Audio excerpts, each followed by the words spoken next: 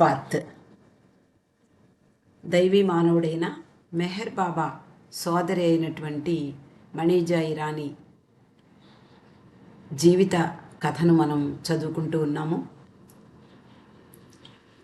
1956వ సంవత్సరంలో బాబాకు రెండవసారి కారు ప్రమాదం సంభవించిన తర్వాతి రోజుల్ని మనం చదువుకుంటూ ఉన్నాం.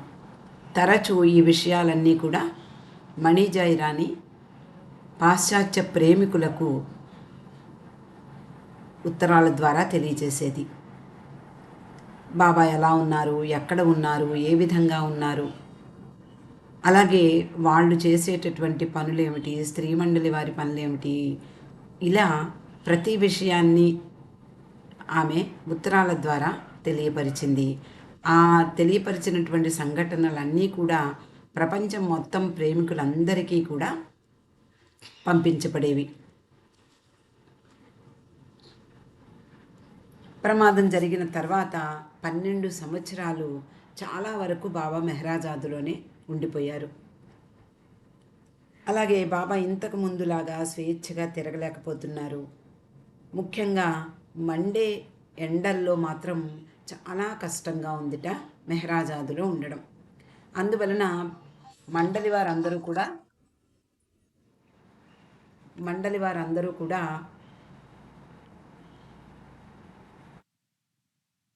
విపరీతంగా బాధకు లోనై బాబాకు ఎన్నోసార్లు వినతి చేశారు. బాబా ఇక్కడ అంటే వేడి మండిపోతోంది కాబట్టి మనం పూనా నగరానికి వెళ్ళి విశ్రాంతి తీసుకుందాము అని, అప్పుడు కొంచెం ఉపశమంగా ఉంటుంది అని కూడా బాబాని వేడుకున్నారు. అందువలన అలా మండలి వారంతా బాబాను పదే పదే కోరగా బాబా వేసవి సమయాన్ని పూనాలో గడపడానికి నిర్ణయించారు. మొదట్లో బాబాకు సన్నిహితుడైనటువంటి దాదీ కేరావాలా, ఈయన శ్యామ్ కేరేవాలా అన్నయ్య, ఈయన గణేష్ ఖండ్ గార్డెన్స్ అంటే పూనాలో ఉండేటటువంటి గణేష్ ఖండ్ గార్డెన్స్లో పనిచేస్తున్నాడు సూపర్వైజర్గా. మొదట బాబా అక్కడ ఉండసాగారు. 1958 సంవత్సరంలో కొద్ది కాలం మాత్రమే గడిపి 1959 నుండి పూర్తి వేసవి కాలం అంతా కూడా పూనాలో గురుప్రసాద్లో ఉండసాగారు. 1951 నవజీవనం అందరికీ గుర్తుండే ఉంటుంది. 1951వ సంవత్సరంలో ఇంకా బాబా నవజీవనంలో ఉన్నారు. ఆ సమయంలో మొట్టమొదటిసారి వీళ్ళందరూ కూడా గురుప్రసాద్ భవనానికి రావడం జరిగింది. 7 సంవత్సరాల తర్వాత ఆ భవనం బాబాకు వేసవి విడిదిగా, అలాగే అనేక దర్శన కార్యక్రమాలకు వేదికగా పనికి వచ్చింది. అలాగే ప్రభు హాజరుతో ఆ ప్రాంతమంతా కూడా కలకలలాడింది. 1959 జనవరిలో మణి అంటుంది, మళ్ళీ మేము గురుప్రసాద్లో ప్రియతముని సన్నిధిలో ఉన్నాము. బరోడా మహారాణి ప్రేమతో సమర్పించినటువంటి రాజసౌధమది అంటూ ఆ గురుప్రసాద్ భవనాన్ని వర్ణిస్తూ ఉత్తరాలు వ్రాసింది. అందులో విశాలమైనటువంటి గదులు. మీలో ఎవరైనా చూశారో లేదో కానీ గురుప్రసాద్ అంటే 1965వ సంవత్సరంలో బాబా దర్శనానికి వెళ్ళినప్పుడు గురుప్రసాద్ భవనాన్ని చూడడం జరిగింది. చాలా అద్భుతమైనటువంటి భవనం మనకి ఫోటోల్లో కనిపిస్తూ ఉంటుంది ఈ రోజుల్లో. అది తెల్లని మంచి గొప్పదైనటువంటి రాజసౌధం, విశాలమైనటువంటి గదులున్నాయి, తెల్లని బంగారు వర్ణం కలిగినటువంటి ఎత్తైన పైకప్పు, అలాగే పెద్ద తోట. ఈ రాజసౌధానికి వెళ్ళే ముందే ఆ గేటు దగ్గర నుండి చాలా పెద్ద పూల తోట ఉంది. అందులో పాలరాతి విగ్రహాలు, అలాగే ఫౌంటైన్లు, ఇవన్నీ చాలా సాధారణమైనటువంటి ఆశ్రమ జీవితం గడిపేటటువంటి మండలి వారికి అది ఒక విడ్డూరంగా అద్భుతంగా కనిపించేది. ఆ సంవత్సరం దర్శనకాల సమయంలో ప్రియతముని పాదాల వద్ద మహారాణి కూర్చుని ఉంది. వీళ్ళందరూ కూడా ఆ దృశ్యం చూసి చాలా ఆనందించారు. ఎందుకంటే బాబా ఎవరో తెలియకపోయినా మొదట్లో బాబా వేసవి విడిదిగా లేదా కొన్నాళ్ళు ఉండేందుకు మహారాణి తన భవనాన్ని బాబాకు ఇచ్చింది. ఆ తర్వాత ఆమె బాబా అక్కడ ఉన్నప్పుడు లోపలికి వచ్చేది కాదట. బయట నుండే వాచ్మెన్తో ఏదైనా పని ఉండి బయటే మాట్లాడి వెళ్ళిపోయేది. బాబాకు ఏమాత్రము ఏకాంతవాసానికి భంగం కలగనీయకుండా చాలా జాగ్రత్తలు వహించేది. ఆమె ఆ సౌధానికి యజమాని. బాబా తరచూ తన ఆనందాన్ని వ్యక్తం చేస్తూ ఉండేవారు. అది ఆమె ప్రేమపూర్వకంగా బాబాకు తన భవనాన్ని సమర్పించడం వలన కావచ్చు. అలాగే అక్కడ ఉండేటటువంటి పెద్ద పెద్ద వరండా, చుట్టూ పెద్ద వరండా ఉండేది. మధ్యలో అనేక పెద్ద పెద్ద గదులు. అందులో ఒక హాల్లో బాబా దర్శనమిచ్చేవారు కొద్దిమంది అయితే, లేదా ఎక్కువ మంది వచ్చినప్పుడు 65లో 62లో 60లో ఈ వెనక వైపున పెద్ద పెండాలు వేసి కుర్చీలు వేసేవారు. విదేశీయులు కూడా ఎంతోమంది వచ్చి బాబాను దర్శనం చేసుకునేవారు. అలా ఎంతో సౌకర్యంగా ఉండేది బాబాకి. బాబా నడిచేందుకు కూడా, అంటే 1956వ సంవత్సరంలో 2వ కారు ప్రమాదం తర్వాత బాబా చాలా ఇబ్బందికి లోనయ్యారు. నడవలేకపోయేవారు. ఆ వరండాలో భావు కల్చూరి లేదా ఇరిచ్ ఇలా 2-3 మండలి వారి సాయంతో అక్కడ ఆ వరండాలో నడుస్తూ ఉండేవారు. ఈ విషయం మనకు ఫిల్మ్స్లో కనిపిస్తూ ఉంటుంది. నిజానికి ఈ మహారాణి బాబా పట్ల ప్రేమ కారణంగా ఆ వసతి సౌకర్యాన్ని బాబాకు కల్పించింది. ఆ విధంగా బాబాకు చాలా సంతోషం కలిగించింది అని కూడా మణి వ్రాస్తోంది. కానీ సంవత్సరం అంటే ఎండాకాలం మాత్రమే, అంటే వేసవి కాలంలో మాత్రమే బాబా 3 నెలల పాటు ఇక్కడ ఉండేవారు. మిగిలిన సంవత్సర కాలం అంతా కూడా మెహరాజాదులోనే గడిపేవారు. అది సహజంగా ఉండేటటువంటి గ్రామీణ ప్రకృతి. అక్కడంతా కూడా ప్రశాంతమైనటువంటి ఒక ప్రత్యేక వాతావరణం. ఎండల్లో అంటే ఎండాకాలంలో మనకి చల్లని సెలయేరు లభిస్తే ఎలా ఉంటుందో ఆ విధంగా వీళ్ళందరూ ఉపశాంతి కలిగించేది ఆ మెహరాజాద్. అది అక్కడ ఎక్కడా లేని ప్రత్యేకత అక్కడ ఉంది. అంతేకాక చాలా కాలం బాబా ఏకాంతవాసంలో గడిపినటువంటి పవిత్ర ప్రదేశం. భగవంతుని భౌతిక ఉనికితో అది ఆ ప్రదేశమంతా కూడా ఆశీర్వదించబడినటువంటిది. లోతుగా పరిశీలిస్తే ఇది మండలి వారికి స్వగృహం. పూనాలో విశాలమైనటువంటి భవనంలో గడిపి తిరిగి మెహరాజాద్ వచ్చినప్పుడు వీళ్ళ పరిస్థితి ఎలా ఉండేది అంటే, బయటకు వెళ్ళి, అంటే విశాలమైనటువంటి ప్రాంతానికి వెళ్ళి తిరిగి చిన్న గదుల్లో ఎలా ఇరుకుగా వ్యవహరించాలో వాళ్ళకి తెలియక తికమక పడేవారట. ఆ ఇరుకైన గదుల్లో ఒకళ్ళ షూస్ ఒకళ్ళు తన్నుకుంటూ వెళ్ళిపోతూ ఉంటే ఎలా ఉంటుందో, ఎంత ఇబ్బందిగా ఉంటుందో అలా ఉండేదిట గురుప్రసాద్ భవనం నుండి తిరిగి మెహరాజాద్ వచ్చినప్పుడు. అక్కడ ఉండేటప్పుడు స్త్రీలందరూ కూడా మంచి దుస్తులు ధరించేవారు. చీరలు, మంచి మంచి చీరలు వాళ్ళకున్న వాటిల్లో మంచివి తీసుకువెళ్ళి అక్కడ ధరించేవారు. మళ్ళీ మెహరాజాద్ వచ్చిన తర్వాత అవన్నీ కూడా శుభ్రంగా ఉతికి ఆరవేసి మడతలు పెట్టి దాచుకునేవారు. మళ్ళీ గురుప్రసాద్కి వెళ్ళినప్పుడు ధరించడానికే. ఇక్కడ మామూలు దుస్తులు ధరించేవారు. ఇక్కడ వీళ్ళెవరూ ఎప్పుడూ కూడా బయటికి వెళ్ళక్కర్లేదు. అలాగే ఎప్పుడైనా సందర్శకులు మాత్రమే వచ్చేవారు కాబట్టి లూజుగా సౌకర్యంగా ఉండే దుస్తుల్లోకి మారిపోయేవారు. ఇక్కడ పెద్ద పెద్ద కిటికీలు, తెరిచిన వరండాలు, చుట్టూ ఉద్యానవనం, ఎటు చూసినా పచ్చదనం. వాళ్ళ జీవితంలో ఒక భాగం అయిపోయింది మెహరాజాద్. మణి తరచూ ఉత్తరాలలో తమ ఇంటి అందాలను వర్ణిస్తూ కళ్లకు కట్టినట్లు రాసేది. ఒకరోజు మధ్యాహ్నం ఇలా రాస్తోంది ఆమె. ఒకరోజు మధ్యాహ్నం కారు మేఘాలు కమ్ముకున్నాయి.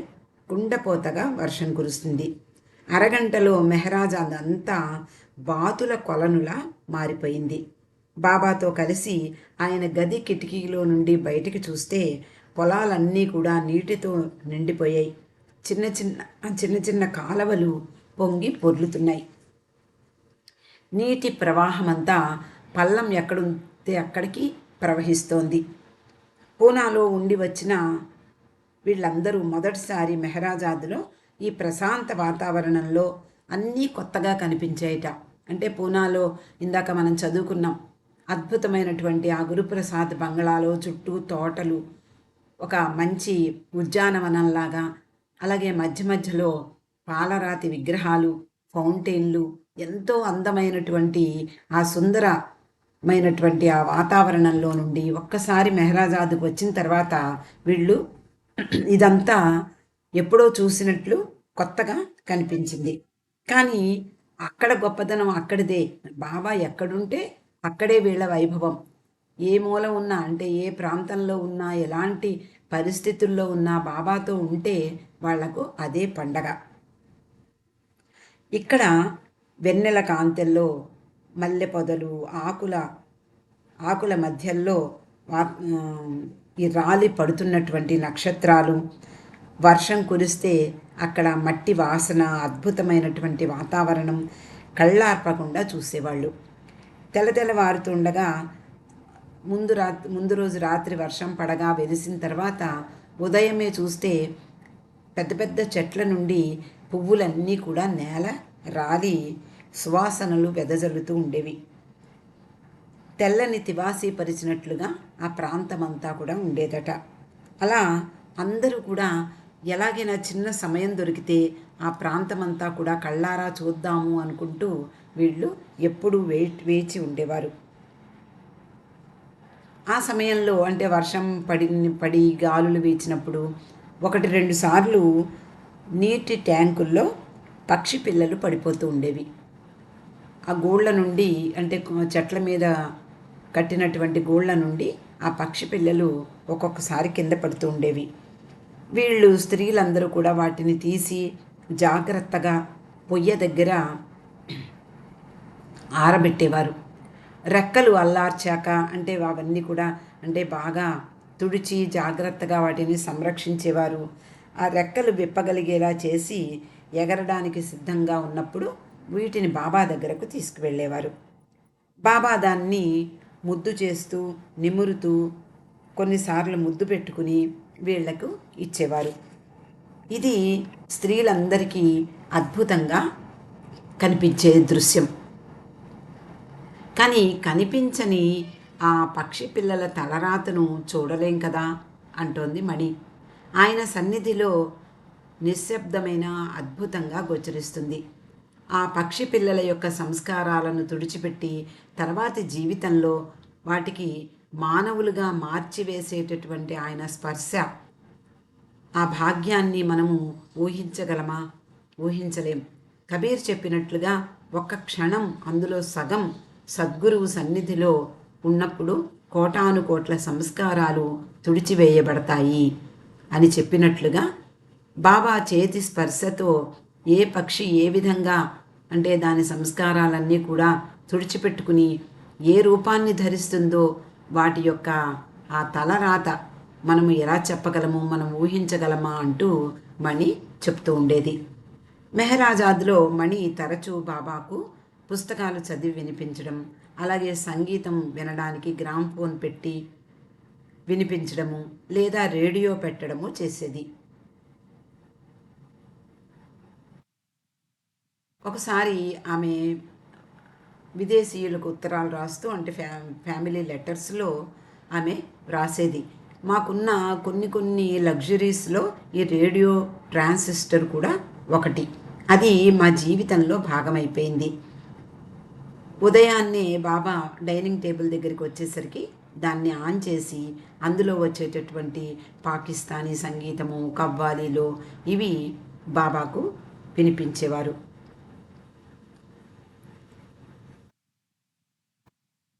మెహ్రా మొదలగు వారు అలాగే మణి వీళ్ళందరూ రోజువారీ బాబా అవసరాలను చూసేవారు. ఆయన ఏకాంతంలో ఆదేశాలు అంటే ఏమిస్తే ఏ ఆదేశం ఇస్తే వాటిని పాటిస్తూ జాగ్రత్తగా మసిలేవారు. ఆ రోజుల్లో చాలా కొద్ది మంది మాత్రమే విజిటర్స్ వస్తూ ఉండేవారు. బాబా కార్యకలాపాలు అంటే ఏ రోజు ఏ ఏ పనులు చేశారో లేదా ఏ ఏ సందేశాలు ఇచ్చారో ఎలాంటి అద్భుతాలు జరిగాయో ఇవన్నీ కూడా మణి ఫ్యామిలీ లెటర్స్ ద్వారా ప్రపంచంలోని బాబా ప్రేమికులకు వివరిస్తూ ఉత్తరాలు వ్రాస్తూ ఉండేది. అలాగే మెహరాజాదులోను పూనా గురుప్రసాద్లో ఉన్నప్పుడు ఫిల్మ్స్ కూడా అంటే వీడియోలు కూడా తీసేది. ఆ సమయంలో మెహరాజాదులో ఒకరోజు ఎలా ఉందో ఇక్కడ వర్ణిస్తున్నారు. 1958 సంవత్సరంలో చివరిసారి బాబా పశ్చిమ దేశ పర్యటనకు వెళ్ళారు. అక్కడ నుండి తిరిగి వచ్చిన తర్వాత అంటే 1968 వరకు అంటే 69 వరకు అంటే బాబా దేహాన్ని వదిలిపెట్టే వరకు సుమారు 10 సంవత్సరాల వరకు ఆయన తన దినచర్యలో పూర్తిగా మార్పు వచ్చింది. అంటే 1956లో బాబాకు కారు ప్రమాదం జరిగింది. ఆ తర్వాత ఎలాగో చికిత్స పూర్తి చేసుకుని మళ్ళీ పాశ్చాత్య దేశ పర్యటనకు వెళ్ళారు. తిరిగి వచ్చిన తర్వాత మెహరాజాద్కే ఎక్కువగా పరిమితమయ్యారు. ఆయన దినచర్యలో చాలా మార్పు వచ్చింది. 1960 దశకంలో మెహరాజాద్లో బాబా దినచర్య సాధారణంగా ఇలాగే ఉండేది అంటూ గోహెర్ గుర్తు చేసుకుంటోంది. ఆమె ఏం చెప్తోంది అంటే స్త్రీలందరూ ఉదయమే 5 గంటలకో లేదా 5:30కో నిద్రలేచేవారు. బాబా తన గదిలో నుండి 6-6:30 మధ్యలో బెల్ కొట్టేవారు స్త్రీ మండలి వారిని లోపలికి రావడానికై. రాత్రి కాపలా ఉన్నటువంటి వ్యక్తి ఆ రోజుల్లో ఎక్కువగా భావుకల్చురి ఉండేవారు. అలా ఎవరున్నా ఆ వ్యక్తి బయటకు వెళ్ళిపోగా గంట వినపడిన వెంటనే మెహరా లోపలికి వెళ్ళేది. అలా మొదట మెహరా బాబా గదిలోకి వెళ్ళి బాబాకు గ్రీటింగ్స్ చెప్పేది. అంటే గుడ్ మార్నింగ్ బాబా అనో లేదా గుడ్ మార్నింగ్ మై డియర్ బాబా ఇలా. తర్వాత మణి వెళ్ళేది. తర్వాత మిగిలిన స్త్రీ మండలి వారు వెళ్ళేవారు. అక్కడ బాబా దగ్గర కూర్చునేవారు. వాళ్ళందరూ బాబా అనుమతిస్తే లేదా బాబా కోరితే వాళ్ళందరూ బెడ్ చుట్టూ కూర్చుని బాబాకు మసాజ్ చేసేవారు. ఒకరు మెడ, ఆ రోజుల్లో బాబా విపరీతమైనటువంటి శారీరకమైన బాధల్ని అనుభవించారు. ఒకరు బాబా మెడని మసాజ్ చేస్తే మరొకరు వీపు, అలా కాళ్ళు పాదాలు ఇవన్నీ మసాజ్ చేసినప్పుడు 15 నిమిషాలు లేదా 20 నిమిషాలు మసాజ్ చేసేవారు. అప్పుడు ఆయన లేచి మెహరా చేయి పట్టుకుని నడిచి డైనింగ్ రూమ్లోకి వచ్చేవారు. మెహరా ఆయన కుర్చీని మండలి హాల్ వైపు తిప్పేది. మెహరా వేడి నీరు మొదలైనవి బాబా వచ్చే ముందే సిద్ధం చేసి పెట్టేది. ఆమె అద్దం పట్టుకోగా బాబా స్వయంగా షేవ్ చేసుకునేవారు, ముఖం కడుక్కునేవారు. అలా మామూలుగా జరిగేది. డాక్టర్ గోహెర్ అంటోంది, బాబా కాళ్ళ దగ్గర ఒక స్టూలు ఉంచేవాళ్ళు. మెహరా బాబా మెడకు ఒక బిబ్బు వేసేది. 2 బకెట్ల నీరు సిద్ధంగా ఉండేది. నీరు బాబా చేతుల మీద పోస్తే కింద బేసిన్ పెట్టేవారు. ఆ నీరు బాబా కడుక్కున్న నీళ్ళన్నీ కూడా బేసిన్లో పడేవి. బాబా నీటిని ముఖంపై పోసుకుని ముఖము చేతులు కడుక్కునేవారు. ఇవన్నీ బాబా స్వయంగా తానే చేసుకునేవారు. కానీ 2వ కారు ప్రమాదం జరిగిన తర్వాత ఎక్కువ సమయం నిలబడలేకపోయేవారు. అందువలన స్త్రీలు ఆయన కూర్చుని ఉండగా సహాయం చేసేవారు. అంటే తర్వాతి రోజుల్లో తర్వాత చివరి 10 సంవత్సరాలు బాబా కూర్చునే షేవ్ చేసుకోవడము, మొహం కడుక్కోవడము ఇలాంటివి చేసేవారు. కాబట్టి స్త్రీ మండలి వారందరూ కూడా ఆయనకు సహాయపడేవారు. తర్వాత మెహరా ఆయన కుర్చీని టేబుల్ వైపుగా తిప్పేది. అందరూ టేబుల్ చుట్టూ కూర్చునేవారు.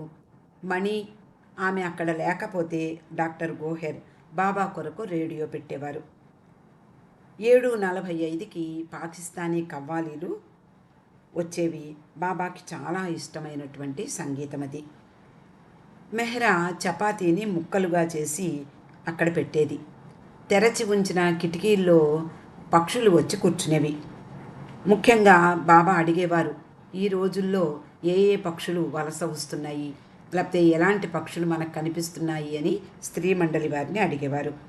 ఏదైనా పక్షి వచ్చి కిటికీ మీద వాలితే అవి భయపడి వెళ్ళిపోకుండా మీరు కదలకుండా ఉండండి అని కూడా స్త్రీలకు సూచించేవారు. గార్డెన్లో ఎన్నో రకాల పక్షులు వచ్చేవి. వీళ్ళందరూ కూడా వాటిని చూస్తూ ఎంజాయ్ చేసేవారు. బాబా మస్తాన్ అనేటటువంటి కుక్కను పిలిచేవారు, దాన్ని పెట్ చేసేవారు, నిమిరేవారు, దాన్ని ముద్దు చేసేవారు. బ్రేక్ఫాస్ట్ తర్వాత వరండాలోకి నడిచి లిఫ్ట్ చైర్లో కూర్చునేవారు. 2 మండలి సభ్యులు, 2 తోటమాలులు బాబాని మండలి హాలుకు తీసుకువెళ్ళేవారు. లంచ్ టైం వరకు బాబా అక్కడే ఉండేవారు. ఎలిజబెత్ కారుకి, అంటే మండలి హాలు అనే దాని గురించి చెప్తోంది. ఎలిజబెత్ కారుకి ఆ హాలు కొన్ని రోజులు గరాజులా ఉపయోగపడింది. తర్వాత షీబా అనే గుర్రాన్ని అక్కడ కట్టేవారు. అలా గుర్రపు శాలగా కూడా అది ఉపయోగపడింది. తర్వాతి సంవత్సరాల్లో మణి ఫ్యామిలీ లెటర్స్లో ఆ హాలు గురించి వ్రాసింది. హాలుకి రేకుల కప్పు వేశారు. చదునుగా లేదు, ఆ నేలంతా కూడా చదునుగా ఉండదు. ఆ నేలలో అదే సిట్టింగ్ రూమ్గా ఉపయోగపడింది. బాబాకి ఒక్క చైర్ ఉండేది. మిగిలిన వాళ్ళందరూ కూడా కింద కూర్చునేవారు. ఒక బెంచీ కూడా ఉండేది. మండలి వారందరూ కూడా కూర్చునేందుకు కార్పెట్ వేసి ఉండేది. చాలా వరకు చిన్న చిన్న దర్శనాలు, సంగీత కార్యక్రమాలు ఆ రోజుల్లో మెహరాజాద్ హాల్లోనే జరిగేవి. 11:30లకు, అంటే ఉదయం 11 లేదా 11:30 ప్రాంతంలో బాబా భోజనానికి స్త్రీ మండలి వారి దగ్గరకు వచ్చేవారు. కొన్ని సంవత్సరాలు ఆయన ఈ సిట్టింగ్ రూమ్లోనే, అంటే గాడిపై కూర్చుని ఆయన భోజనం చేసేవారు. నాజా భోజనం పట్టుకొచ్చేది ఆయన కూర్చోగానే. మెహ్రా ఒక ట్రేలో చాలా జాగ్రత్తగా, మనం మెహర్లో చదువుకున్నాం, ఆవిడ ఎన్ని జాగ్రత్తలు తీసుకుని బాబాకు ఎంత జాగ్రత్తగా వడ్డించేదో.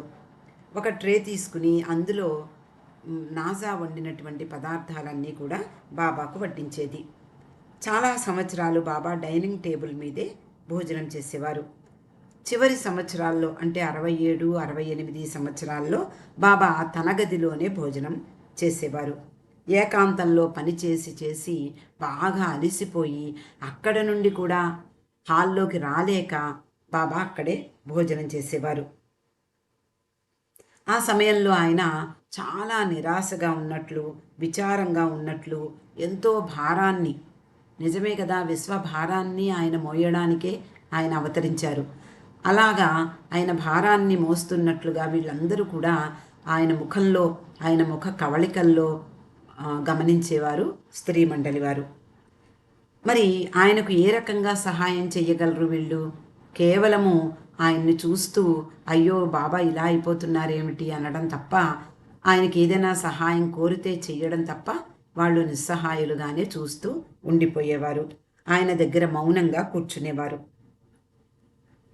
గోహెర్ ఆనాటి విషయాల్ని గుర్తు చేసుకుంటూ బాబా లంచ్ తర్వాత తన గదిలోకి వెళ్ళి మంచం మీద రెస్ట్ తీసుకుంటూ ఉండగా వీళ్ళందరూ కూడా అక్కడికి వెళ్ళి చుట్టూ కూర్చునేవారు. మణి ఒక పుస్తకం తీసుకుని గట్టిగా చదువుతూ ఉండేది. రాను టైం మ్యాగజైన్స్, అలాగే న్యూస్ పేపర్, ఇవి చదివి వినిపించేది. బాబా ఇంకా చాలండి అనే వరకు వాళ్ళందరూ కూడా అక్కడే కూర్చునేవారు. అందరూ మౌనంగా ఉండేవారు లేదా బయటకు వచ్చేవారు. 3:30-4 మధ్యలో బాబా టీ తాగేవారు. డైనింగ్ రూమ్లోకి వచ్చో లేదా చివరి సంవత్సరాల్లో తన గదిలోనే తీసుకునేవారు. మణి ఫ్యామిలీ లెటర్స్లో మెహరాజాద్లో టీ టైం గురించి వ్రాస్తోంది. మాకందరికీ ఎంతో సంతోషం కలిగించే సమయం అది. మేమంతా డైనింగ్ టేబుల్ దగ్గర ప్రియతమ బాబాతో కూర్చుని ఆయన సంభాషణలో పాలు పంచుకునే వాళ్ళం. టీ కప్పులు, స్పూన్లు, శబ్దాలు ఇవి తప్ప అలాగే రేడియోలో వచ్చే సంగీతము లేదా పీటర్ పడుకుని గురక పెట్టే శబ్దము తప్ప మిగిలిన ఏమీ ఉండేవి కావు. ఆయన మౌనంగా సంభాషిస్తుంటే వీళ్ళు కూడా ఆయనతో సంభాషించేవారు.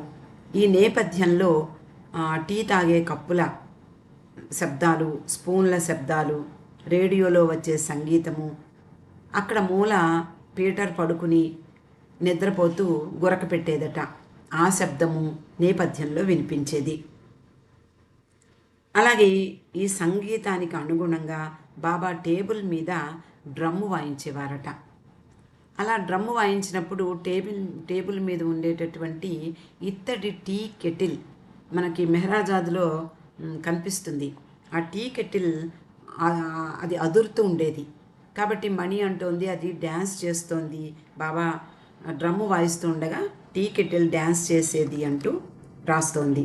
ఒక్కొక్కసారి బాబా వాళ్ళందరినీ కూర్చోబెట్టి ఏదో ఒక ప్రవచనం ఇచ్చేవారు. టీ తర్వాత బాబా పురుషుల వైపు వెళ్ళి 1 గంట సేపు వారితో గడిపేవారు, మళ్ళీ తిరిగి వచ్చేవారు. ఆ సమయంలో అంటే బాబా అక్కడ లేని సమయంలో స్త్రీ మండలి వారందరూ కూడా తమ తమ పనులు చక్కబెట్టుకునేవారు. మెహ్రా బాబా వస్తువులను జాగ్రత్త పరచడము ఇలాంటివి చేసేది. మణి టైపింగ్, మామూలే ఆవిడికి టైపింగ్ పని చేసేది. తర్వాత గోహెర్ ఆ రోజుల్లో విషయాల్ని గుర్తు తెచ్చుకుంటూ బాబా సప్పర్ అంటే ఎర్లీగా చేసే డిన్నర్, తొందరగా చేసే రాత్రి భోజనం తన గదిలోనే తినేవారు. మెహ్రా ఆయన చేతులు కడుక్కున్నారా లేదా చాలా జాగ్రత్తగా చూసేదట. అంటే చాలా పర్టికులర్గా ఉండేది ఆవిడ శుభ్రతలో. కాబట్టి జాగ్రత్తగా కడుక్కున్నారా లేదా, తుడుచుకున్నారా లేదా అంటూ జాగ్రత్తగా చూసేది. బాబా ముందు చిన్న బల్ల ఉంచేవారు. నాజా వండినటువంటి పదార్థాలు అక్కడికి తెచ్చేది. నాజాని ముందరే అడిగేవారు, బాబా ఏం వండావు ఈరోజు అని. బాబా తింటూ ఉండగా స్త్రీ మండలి వారందరూ కూడా అక్కడే ఉండేవారు. మణి లేదా రానో బాబాకు గట్టిగా చదివి వినిపించేవారు. ఉదయం కంటే ఆ సమయంలో ఎక్కువ సమయం చదివి బాబాకు వినిపించేవారు. మిగిలిన విషయాలు రేపు చదువుకుందామండి. అవతార్ మెహర్ బాబా కీ జై.